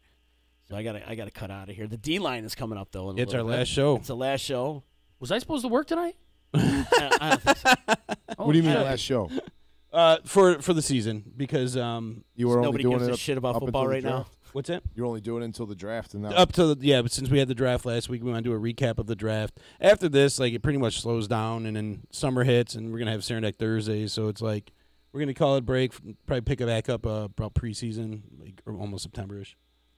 nice. Yeah, man. Nice. Amigo, what do you got going on? Anything you need to plug? You want to plug? Get out there. No. Anything happening? No. Not a thing. No. Westcott Security. Westcott Security. I mean, I'll be doing Westcott Security. I'll be out in Syracuse this weekend. I will be doing the Jim Gaffigan show at the Landmark Theater March 4th. You got Crawfish Fest Saturday out at the Clinton Square in Syracuse as well. And then, was it Jackson Brown on Sunday? Oh, nice. I think he's at the Landmark, if I'm not mistaken. So that's my weekend and coming up. That Gaffigan gig sounds like a pretty easy, good. Yeah, I can't wait to see that. I mean, I'm a real big fan of his. You know, I like his deadpan, plain stuff. You know, it's not just like the whole hot pocket humor like he, made famous on one of his gigs. But he's a really funny guy. I like his observational humor, and the man is a litter of kids. And I guess a litter. Yeah, A litter of them. What's technically a litter? it's more than 3. I'll say that. So that's my weekend. I'm very excited. So Nice. that's me. How about you? You're busy. You're busy. I'll be at 12 North with Massucci Oh, yeah. Saturday, and it's Naked Gardening Day. So You got anything planned? We should get a I got a lot burrito. of shit planned. It's going to be busy for me on Saturday. Let's cross paths at some point in You time. guys are all going to be laughing at me Saturday night when I come walking through that bar. Like, "Pah!" Look at this guy. Man, I'm glad I'm working. But it's He must work out. It's going to be a fun time. Looking forward to Saturday. Also, Massucci, plug My Garage Bar and all the podcasts that you guys got going on over there. Oh, yeah. MyGarageBar.com. If you go on there, we have there's a whole drop-down menu. You'll see there's like a hockey show called All Pucked Up. We do that weekly. And you can actually catch up on the episodes that we've done. You can do all that. And sure, you want to check out the guys before you see them on Saturday. Definitely tune in and listen to Keeping It Local, and you'll hear it. We got 3 songs on there that we play. 3 of their songs. Two snippets, I'll say, about 45 seconds long, and then 1 full song, and it's outstanding. So definitely check that out. And then May 5th, this Saturday, 7 o'clock, $5 gets you in the door, and you get 3 bands: New Radio Etiquette, Trampoline Jetstream, and Beside the Sun on their debut show. It's going to be a good time. Now, are you doing anything May the 4th? May the 4th, of course. May the 4th be with me. I knew you had. What do you got planned for that? I'm going to, dive into Star Wars. And Naked. That'll be my, Covered in butter. naked day. Does Mossy get dressed up like Princess Leia? She does not. I've been working on that for years. You want to make butter sculptures on May the 4th? You want to do Yes. like R2D2 butter sculptures? You might be able to get Donnie to do it. Oh, God. On that note, I'm going to go throw up. Next week, we got a jam-packed week. Yeah. We got Brothers and Company coming in here. We got Jerry D and the Dovetones coming in here. Also, Mutt Farms coming in here. Angela Johnson's coming in here. There are a lot of stuff to talk about. We're getting ready for the mayor's cleanup thing that's happening on Wednesday. We're doing that as well. Just a lot of things. I'm checking the calendar really quick to make sure I'm not missing anything, and I am not. So that's good. Jam-packed week next week, and the mayor's cleanup is happening on Wednesday. We're going to meet up right around 11 o'clock over at City Hall, hop a couple buses, and we're going to clean up Oneida Square. Still looking for volunteers. We're going to clean up Oneida Square just before Flower Fest, which is happening next Saturday down there on Oneida Square. So if you are interested in helping us be a part of the Quality Life Sweep, hit us up on Facebook or Twitter or Instagram. We're all over the place, so there's many ways you could get a hold of the D. Get a hold of the D. Just grab that D. Grab that D. Grab that deep. But before we get out of here, stop down to the showroom at 5046 Commercial Drive in Yorkville and see why it's easy to do business with Steve Ponte Volkswagen. Hit him up on the online webs, the interwebs, if you will, stevepontevolkswagen.net. And if you need legal help quick, you better call Nick. Call attorney Nick Passalacqua and his team of associates at 315-500-NICK or hit him up, cnytriallaw.com. And a good quality home inspection is? Priceless. Priceless Inspections. And our good friend Josh Amodio, call him today, 315-525-8725 for your next home inspection. In-depth and detailed reports, pays attention to details, thorough inspections. Josh's been doing it for a long, long time, man. When he comes to your house, he goes through every centimeter of your house. And he even takes a selfie on the roof. That's like his thing, I think. But he goes through every nook and cranny of your house. Josh has been doing it right and been doing it right for a long, long time. So hit him up if you're looking to put your house on the market, if you're looking to update your home, or even if you're looking to buy a home. Josh can do all that for you. Hit him up today, 315-525-8725. Good quality home inspection is priceless. It is priceless. Chicken, you're pretty priceless yourself. Well, thanks, man. I think sometimes you could be pretty priceless. Massucci, you got to come back and shave your head. Absolutely. me and Vladimir Kaepernick. it's Colin Kaepernick. It's Colin Kaepernick. And how is it really supposed to be again? What's the real name? Nicholas Copernicus. Yeah, Copernic. See, you were right, Massucci. You were right. You knew it. You know we didn't. We're just not well versed in Vladimir. Yeah, it sounds so much better. I had no idea Vladimir Kaepernick. What was going on in the 15th century, let alone the 21st century. So we'll see you on Monday, people. See ya. We are a generation of lost masculinity, and we got to start getting it back. No matter if you're straight or gay, no matter if you stick it in the front or you stick it in the rear. For the love of our sons, we've got to stick it in there like a man. EC Radio, right here on the Disruption Network. It has certainly been a long and winding road, as the Beatles so aptly put it in the song. Tell us how it's brought you right here to this very moment. Well, you know something bad, Rich? I feel like every moment in my life has led up to this moment right here. And EC Radio, teaming up with the Disruption Network, only here to kick ass and take names. Can you dig it, brother? All right, 2017. You spent the past several years establishing yourself as one of the finest practitioners in radio podcasting. People want to know what to expect. You live by the book, then you die by the book. And I'm here to throw out the rule book and break all morality code here on the Disruption Network, daily from 3 to 6, EC Radio, brother! Utica, New York, we're coming for you Monday through Friday. Don't you dare miss it.